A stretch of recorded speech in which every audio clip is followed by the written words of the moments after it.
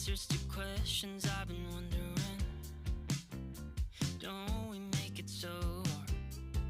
All we had to do was come around. Oh, none of the things that I used to do to keep me awake won't work anymore. So I keep on trying again and again. That's all you want from me. How long will I wait till I'm running back into your arms and running to? How long will I wait? Thank you very much.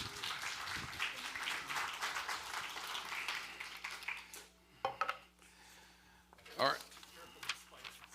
Yeah. Don't tell me if they're around. I don't want to know. Just let me be in ignorant bliss if one comes down from top. So think about when you were younger. Who was it that you looked up to in your life? Who was it that you wanted to be like? And who did you emulate maybe when you were younger? Could have been a parent, maybe it was a father or a father figure. Was it a cousin or an aunt or uncle, a coach, a teacher? Somebody that you felt, if I could be like this person, my life would be better. Right? Most of us have had those kind of people. For me, it was my cousin George, until I was old enough to know what he was about. Then I stopped wanting to be like him. But he was cool. He was a runner. He was always in shape, and he was a popular kid in school. So I wanted to be like George. A lot of us, we grow up with somebody that we want to emulate, somebody that we realize, if I could be like this person, my life will probably be better. So here in Philippians 2, that we're still in this week, the Apostle Paul offers us 4 examples of people to pattern our lives after. 4 examples that we can emulate in order for our lives to be better. People to pattern our lives after if we're going to be the kind of people Paul wants us to be. People who are on mission, living in unwavering unity with each other, and making a difference in the lives of the people that we encounter. And the first 2 people that Paul gives us, he sets the bar very high. Starts with Jesus. And he says this in Philippians 2, 5, 7, and 8. It says, "You must have the same attitude that Christ Jesus had. He took the humble position of a slave. He humbled himself in obedience to God and died a criminal's death on a cross." Now that's a difficult act to follow, right? Difficult to emulate. Then Paul himself makes himself the second example. And he says, "Dear friends," in verse 12, "you've always followed my instructions when I was with you, and now that I'm away, it's even more important." So these are 2 really good examples. Jesus and Paul are perfect examples, almost too perfect. Very difficult for us to emulate. Tim talked last week a little bit about sanctification. And as followers of Jesus, if you are a follower of Jesus, God is He is working and does work in your life to, and in the circumstances of your life, to make you and me more like Jesus. Sometimes that's a great experience. Sometimes it's a bit of a painful experience, but he's always working to make us more like Jesus. And none of us, though, is capable of living the life Jesus lived. I quote Tim Keller a lot here. Keller said, "Jesus lived the life we couldn't possibly have lived in order to die the death we should have died," right? None of us is capable of living the way that Jesus did. He's literally the perfect example of how to live a perfect life. We should try to be more like Jesus, certainly, but Romans 3 tells us we've already fallen short, and which was why we need him to be our sacrifice, our Savior, to pay the price for the sin that we've committed. So we acknowledged early on in this series that Paul was also a tough act to follow, a difficult person to emulate. He had experiences that none of us have. Jesus literally and physically chose Paul to be a disciple and an apostle. Jesus literally and physically ambushed Paul on his way to persecute Christians in order to call him to be an apostle. Paul says he was caught up into the third heaven. I don't know what that is. He barely knew how to describe it. None of us have had that experience, only Paul. So it can be difficult for us to model our life after somebody who's had experiences that we haven't had, that we haven't shared in. And Paul knew that. And obviously Jesus and Paul are great examples for us to follow, but Paul knew that if he left the bar that high, we might lose interest rather quickly. So he introduces us to 2 ordinary followers of Jesus, right? 2 ordinary guys that God used to do extraordinary things. Timothy and Epaphroditus. Neither one of these guys is an apostle. Neither one of them is a miracle worker. Neither one of them got called up to the third heaven. They are both very much like us. In fact, spiritually speaking, I would say that Timothy and Epaphroditus are exactly like us, which makes them great examples for us to follow, people we can relate to. Both Timothy and Epaphroditus, they lived the way Paul was pleading for them to live, for the church of Philippians to live, or Philippi to live. And they show us that it's possible for us to live that way as well, that we can be on mission, that we can experience unwavering unity, and our lives can make a difference in those around us. And on top of that, we can have an others first worldview, which is what Paul and Jesus and Timothy and Epaphroditus all had. Timothy and Epaphroditus both lived consistently surrendered to Jesus. They weren't perfect. They weren't always surrendered to Jesus. They're very much like us. Sometimes they did better than at other times, just like you and I. And so then the life that Paul has been pleading with us to live here, that we live on mission, that we're experience unwavering unity, that we make a difference in the lives of other people. That kind of a life is not reserved for the super spiritual among us. That's the life that all of us are called to live. Every follower of Jesus is called to live. There's really no other way for followers of Jesus to live than to live consistently surrendered to Jesus. Now, we choose to live a lot of different ways, but really the only way for followers of Jesus to live is to be as consistently surrendered to Jesus as we possibly can. That's the life Jesus calls us to live. That's the life that leads to hope and purpose and joy and community and experiencing an identity, the greatest identity that we have as a child of God. I'm just watching a bird come right in through the door. It's gone. It's gone. I wouldn't have, yeah. I know, man. It's a wild kingdom today in here. It's hilarious. I just wonder how far he was going to come. So, there you go. So let's talk about Timothy. Timothy was either from Lystra or Derbe. We're not sure which, but we definitely know he's from Turkey. Paul met Timothy and his family on his first missionary journey, Acts 14.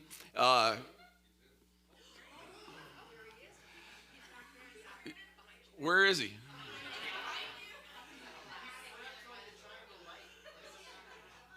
You know, so one time I did a talk on, I was doing a series on Jonah, and we thought it would be a good idea to put fish on the stage. So like, this isn't the first time I've been upstaged by an animal. So we put goldfish in bowls on the stage, and as I spoke, people just watched both goldfish go belly up. So this is no problem for me. All right, let's try to, just for my benefit, if you're watching him, don't let me know that you're watching him. All right, so Paul meets Timothy on his first missionary journey, Acts 14. The Bible tells us that Timothy is half Jewish on his mother's side, and his father was a Gentile. He came to faith because of his mother Eunice and his grandmother Lois, people that Paul wanted to name in the Bible because they meant so much to Paul that he wanted to record their names. Outside of like Yodi and Syntyche that we talked about, their names were recorded for the bad things they did. These two were recorded for the good things they did, and helping Timothy come to faith was a huge thing. So it's on Paul's second missionary journey through Lystra and Derbe, when he's going back to check on the churches he'd already planted, that he comes across Timothy again, and he sees that Timothy has grown into a man of phenomenal faith and great usefulness to Paul. So he invites Timothy to come with him as his apprentice, as his partner. And from then on, Timothy and Paul are in ministry together. And Timothy is either with Paul or he's somewhere representing Paul. They got very close. With the scripture that we read this morning, Paul referred to him as his son. He often referred to Timothy as his son in the faith, or his beloved son. Timothy was with Paul in Philippi, Thessalonica, Berea, Corinth, Ephesus, and also here in Rome, where Paul is awaiting trial that will lead to his ultimate death. We know that Paul trusted Timothy wholeheartedly, and we know that Timothy was always willing to go wherever he needed to go for the sake of Jesus, and certainly for the sake of the gospel. Now, Paul, he was always wanting to check in on the churches that he had started. He wanted to visit them. He wanted to encourage them. He wanted to rebuke them for the dumb things they did sometimes. But Paul was often on trial or headed to trial or under arrest, so he couldn't go to those churches himself. And when he couldn't go, he sent Timothy in his place. He trusted Timothy that much that he allowed Timothy to go for him and speak for him. And typically, Timothy would have like an epistle, one of the books of the New Testament with him when he went. But Timothy was always willing to go. So in verse 19, it says, Paul says, if the Lord Jesus is willing, I hope to send Timothy to you soon for a visit. Then he can cheer me up by telling me how you're getting along. Paul didn't know how his trial was going to work out. He still hopes that it's going to go favorably for him, but he didn't want to sit around to find out. He wanted to do something to address the disunity and division that Euodia and Syntyche had caused back in Philippi. He wanted to send somebody to help that church out. He didn't necessarily want to send Timothy, certainly not before his trial, but it looked like he wasn't going to have any choice. Paul certainly would have wanted Timothy to stay in Rome and be there with him and for him until this trial was over. But it looked like he might not have the opportunity to do that. Paul had apparently asked some of the people in the church in Rome if they would go to Philippi and help the church out in Philippi so he wouldn't have to send Timothy. But by all accounts, it looks like the good Christians of Rome turned Paul down, right? So it would have been a great thing to have the Apostle Paul say, hey, can you do me a favor? Who wouldn't say yes to that? Well, apparently, the church in Rome. Look at what Paul says about it, about Timothy and about the Christians in Rome. I have no one else like Timothy who genuinely cares for your welfare. All the others care only for themselves and not for what matters to Jesus Christ. He's talking about the Christians in Rome there. Apparently, there wasn't another Christian in all of Rome apart from Timothy who was willing to go to Philippi to help Paul out. It was a trip that would have taken many weeks, and it was just go and come back, it would have taken a lot of weeks. And that would obviously take people away from their home and their family and their work for quite a bit of time. It would be dangerous to travel to Philippi. You would be putting your life at risk, certainly your security at risk to go. And there's nothing in it for the person that went. The purpose of this trip was solely to help the church in Philippi who Romans didn't really know. And it was to advance the gospel. There was nothing in it for the person who goes except for the satisfaction of knowing they did Paul a favor and they helped a great church get on their feet again. That would seem to be enough, but it wasn't for the Christians in Rome. No one wanted to give up their time. They didn't want to give up their safety. They didn't want to give up their comfort to go to Philippi. They didn't want to be inconvenienced. How often have we passed up on opportunities to do something of value because there was nothing in it for us, or because we'd be inconvenienced, or because we didn't know the people that we were going to serve, and therefore it was easy for us to say no to them. I've done that. I've told you a story about the kid on a bike the last time I spoke that I just drove by. The kid that was doing a wheelie on his electric bike down Woodinville Duval Road, and he face planted, and I said, oh, I hope he's okay. And then he got up and he was okay. And I said, well, I hope somebody helps him. And I drove away. And I'm such a hypocrite because I was on my bike not many years ago, my own bike, and I was coming down Wildflower, this road off of the top of Hollywood Hill. And I was going about 35 miles an hour when it was wet and the wheels went out from under me. I smacked my side I bounced from my side to my front and then did a Superman across the road, tore up all my clothes, broke a couple ribs. And yet people stopped to help me, right? And I had that memory when I didn't stop for the kid that I didn't stop for. I knew that somebody had stopped for me, and yet I wasn't willing to stop for somebody. What does that say about me? Of course, when I was laying on the ground, the guy whose yard that I crashed in front of, he was kind enough to say, I hope he learned his lesson. So I love that guy. I think about him every time I drive by his house. But still, I'm often guilty of not wanting to be inconvenienced, even though I know others have inconvenienced themselves for me. What does that say about me? Timothy's attitude was, what can I do for you? The attitude of the Romans, apparently, was what's in it for me. What about us? What's our attitude? Is our attitude, what can I do for you? Or is our attitude, what's in it for me? Certainly when it comes to God asking us to serve or God asking us to help somebody or serve somebody or be in somebody's life or share our faith or whatever it might be? Do we have an attitude of, okay, what can I do? Or do we have an attitude of, what am I going to get out of this? One is a consumer, the other is a contributor. The consumer says, what's in it for me? The contributor says, what can I do for you? Consumers always want to know we always want to know what's in it for us. But tragically, consumers miss out on what it is to be a part of something greater than ourselves. We don't realize that it's far more fulfilling to say yes to God than it is to play it safe. It's far more fulfilling to do the right thing for no other reason than it's the right thing that benefits somebody else than it is to do nothing and not be inconvenienced. So if Philippi represents Woodinville and the people that we interact with on a regular basis, how are we doing on this? Are we willing to go to them? Are we willing to serve them? Are we willing to meet the needs that they have, even when there's no obvious benefit or reward for us, especially when there's no obvious benefit or reward for us? Are we willing to be inconvenienced for the sake of another, because that other person desperately needs what we have to offer them? So, but we don't know a lot about Timothy. We do know that his greatest contribution was that he's always willing to go. He's always available to serve. He came to a place, he learned in his walk with Jesus to get to a place where he cared more about serving others than he did about guarding his own comfort and safety. We know that that's true about him. Like Paul, like Jesus, Timothy was selfless far more than he was selfish. I'm sure he had his bad days because he was a real person, but he learned how to be selfless because he lived in such close proximity to Jesus that Jesus was able to get a hold of his life and change it.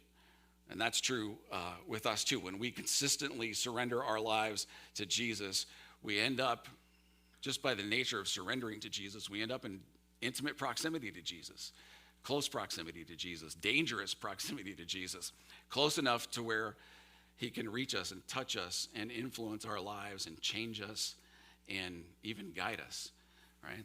The reason we don't surrender so often to Jesus is because we're afraid of what he's going to do to us, what he's going to ask us to do if we really do surrender to him. But think about it. Where can we go this week? Who can we go to? I bet people and places and names already pop into your head when I ask that question. How can we serve others this week, even if it's just for the satisfaction of helping them out and knowing that we're doing the right thing, and maybe even advancing the gospel in the process? So in his commentary about Timothy, Warren Worsby, who used to be the pastor at Moody Church, he said this: in a very real sense, all of us live either in Philippians 1:21 or Philippians 2:21. Philippians 1:21 says, "For to me, living means living for Christ, and dying means gain."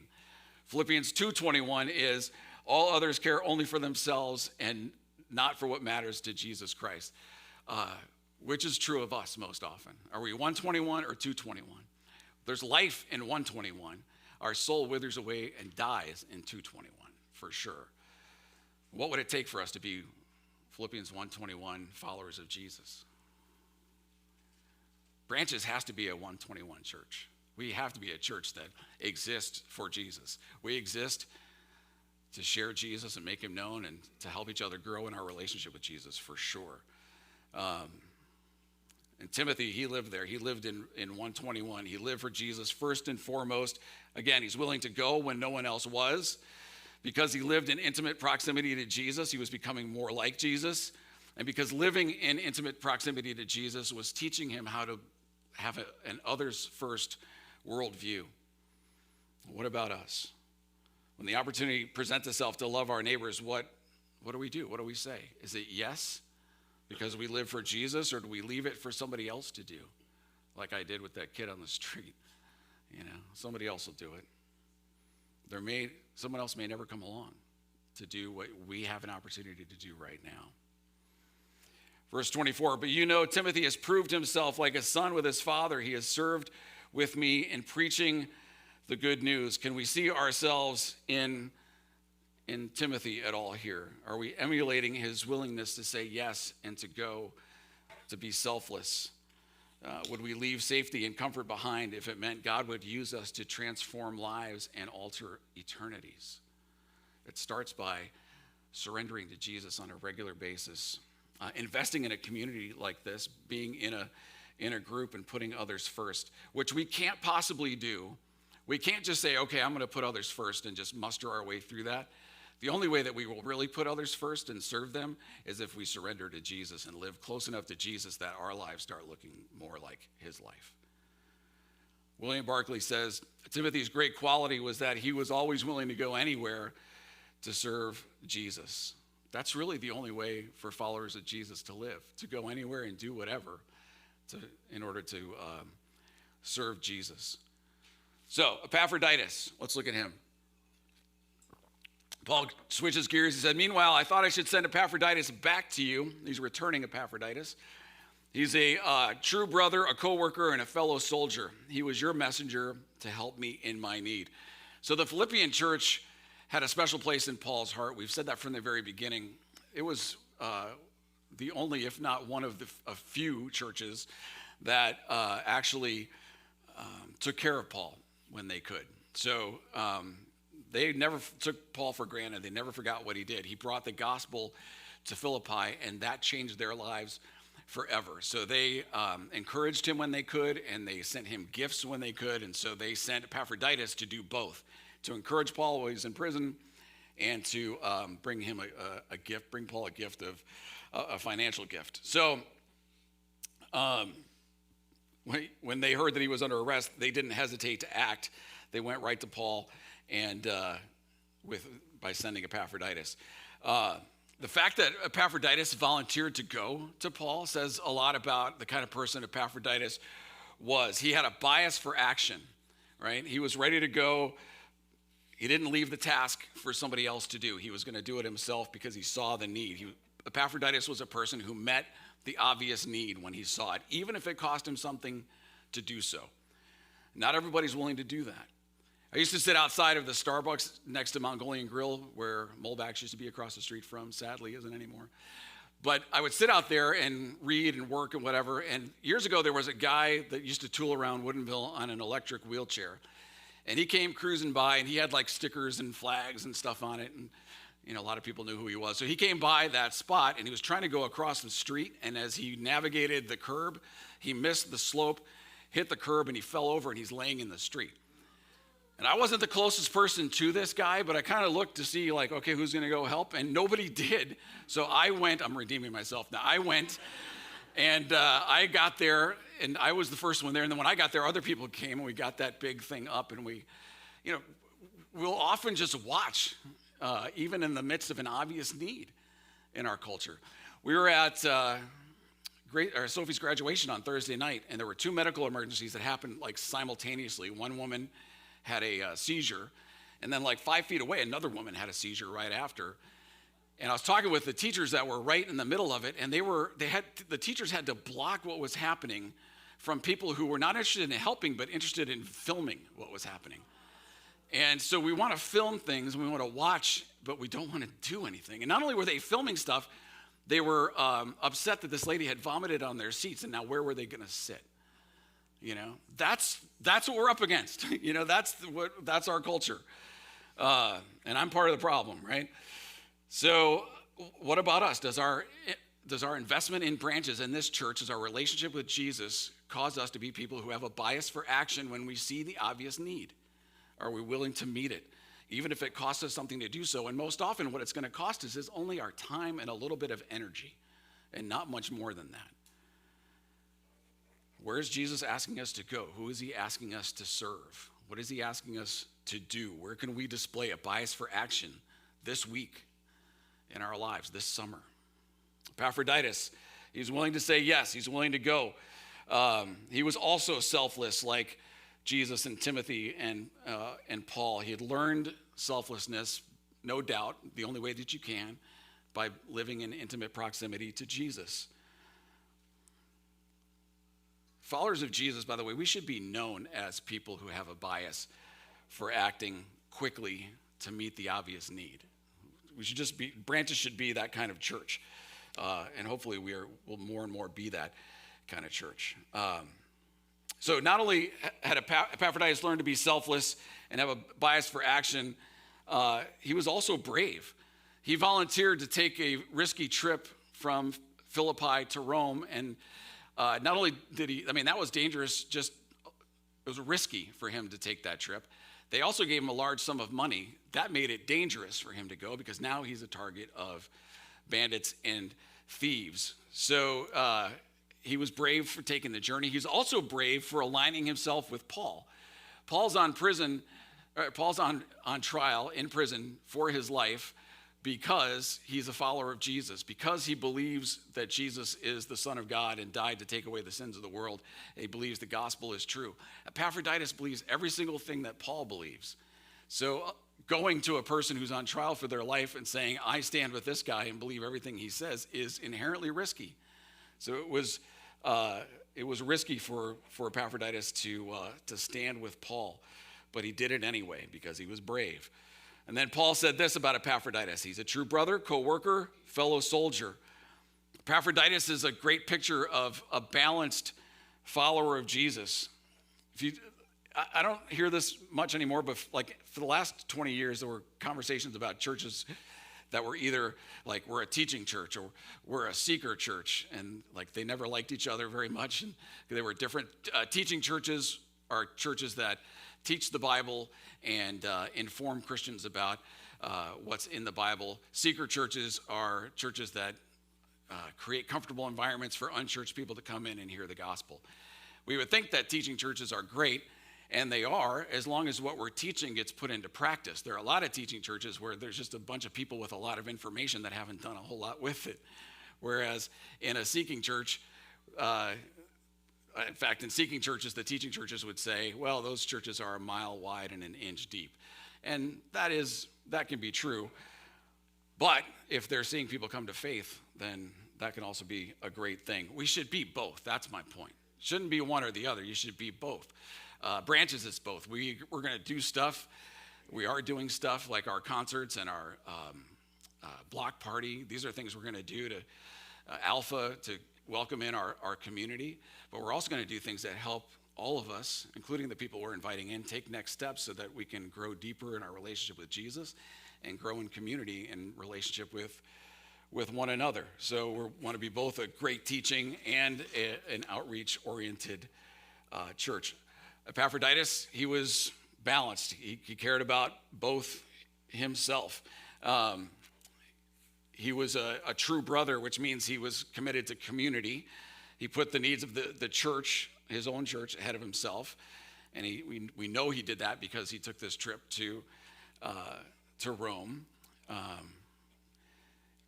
When you're in community and you know the people that, the other people in community, and you learn to love them, it's easy to put them first. So for those of us that have been in rooted groups, it didn't take very long for us to develop relationships and get to the point where we started loving each other, right?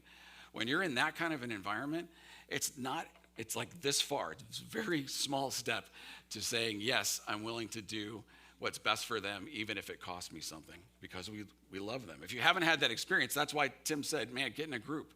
We don't have a whole lot of options until fall, but man, when the fall comes, there will be great opportunities to do that. As a co-worker, Epaphroditus was committed to the heartbeat of Paul's ministry, which was outreach, sharing the gospel and seeing lives changed. It's much easier for us to be gospel-oriented people if we are also others-oriented. And again, the best way for us to be others-oriented is to consistently surrender ourselves to Jesus and find ourselves in intimate proximity to him. Epaphroditus was a fellow soldier. He was committed to discipleship and spiritual formation, which should be true of every follower of Jesus. And because we should concern ourselves with discipleship, we should, again, be in a group. It's great what we do here, but real growth happens in circles, not rows, right? So it's what we do here on Sundays is great, but real life change, the real good stuff happens when we gather in circles. Epaphroditus nearly died when he was in Rome. The speculation was that some kind of like the Roman fever maybe ran through that city like it was known to do at times. And so Paul decided that the best thing to do was to send Epaphroditus back to Philippi. And Epaphroditus probably was the one that delivered the letter to the Philippians. But returning to Philippi was not part of the plan for Epaphroditus. He wouldn't have gone unless he had to go back. And Paul knew that sending him back would maybe cause some people to think Epaphroditus was quitting on his job, but he wasn't. So Paul said some very specific and carefully chosen words about Epaphroditus. He said, he was your messenger to help me in need. The word for messenger is apostolos, which is the word we use to get the word apostle, which means to be sent out on an errand. Epaphroditus, by referring to Epaphroditus this way, Paul is saying, like, he is worthy of the title apostle. He's not one, but he's worthy of that title. Paul also used the word liturgos to describe the servant heart of Epaphroditus, and that was a reference to these benefactors of cities, these guys who loved the cities that they were, wealthy people who loved the cities they were from so much that they would support various aspects of the city's culture. So they would hire a navy or pay for the navy, or they would pay for the police force, or they would pay for drama and the arts to take place. And these were men who were well respected for what they gave to their city and for what they sacrificed. And so Paul is saying Epaphroditus is worthy. He's that worthy of being honored. He risked everything for the sake of the gospel. He nearly died. Now he's coming home. Celebrate this guy. And then in the last verse, Paul says he risked his life for the work of Christ, and he was at the point of death while doing for me what you couldn't do from far away. There's a Greek word that I'm going to try to pronounce. It's parabolustai, something like that. But it means gamble. He gambled his life. How are we doing with that? We live in like the most risk-adverse culture in the world, I think, because we have so many engineers that live around here. All the engineers from Microsoft and Boeing and wherever else they're from, like these are people who don't like to take risk. So many of us in our culture, we are very risk-adverse people. But Epaphroditus was somebody who sets an example for us that we should gamble even our own lives, if necessary, for the sake of the gospel. But you might be thinking, no, wait, I'm not wanting to do that. Like, I'm a rule follower, and I feel really comfortable inside the lines where I'm in control. Well, there's not really much. All control that we think we have in life is either fleeting or it's not real. And because we follow Jesus, we should be known as people who are willing to risk, even gamble our very lives if it's for the sake of the gospel and the sake of others. In Carthage, in 252 AD, there was a plague that went through Carthage, and people were dying left and right, and people who weren't dying were leaving the city. The Cyprian was the bishop in Carthage then, and there was a group of Christians known as the Parabolani, the gamblers. They stayed in Carthage. Cyprian had them stay in Carthage to serve those who were sick and dying and to keep the city from just being completely overtaken by this plague. And they did the job, and Carthage survived because the Christians were willing to stay and serve. They were willing to gamble with their own lives in order to serve. Barclay says, in all Christians, there should be an almost reckless courage which makes them ready to gamble with their lives to serve Christ and other people. How are we doing with that? Are we willing to do that? Are we willing to be willing to do that? What would that look like in your life? So let's wrap it up. Epaphroditus and Timothy, they were 121 Jesus followers, not 221. For them to live was Christ, right? And to die was gain. Timothy was always willing to go, and Epaphroditus had a bias for action, and he was always willing to meet the obvious need. What would it look like this week if we were willing to go, and if we were willing to risk and gamble to meet the obvious need? Whose life might be changed? Definitely ours, but who else? We're going to take communion in our new way. We're going to do 2 lines of communion. So still come down the middle and take communion here and then go out the side. And the band will play one song. But let me pray before we do that. Father, thank you for the examples of Timothy and Epaphroditus, for their willingness to say yes to you, their willingness to be inconvenienced, their willingness to pay a price even to serve you. God, help us to know how to apply that to our lives this week. Help us to see where we might be able to go for you. Help us to see who we might be able to go to for you. Help us to have a bias for action that meets the obvious need that we see right before us. Forgive us for not getting it right, but God, not getting it right in the past means we've got a fresh opportunity to get it right in the future with you. We're so thankful for your grace that way and your forgiveness. We pray in Jesus' name.